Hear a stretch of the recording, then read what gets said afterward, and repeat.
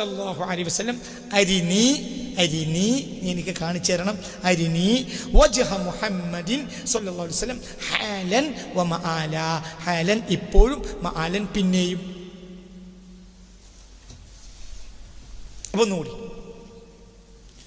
أعوذ بالله من الشيطان الرجيم أنجي بسم الله الرحمن الرحيم أنجي اللهم بحق سيدنا محمد صلى الله عليه وسلم أرني وجه محمد صلى الله عليه وسلم حالا ومآلا ഒന്നും കൂടെ മനസ്സിലായില്ലേ?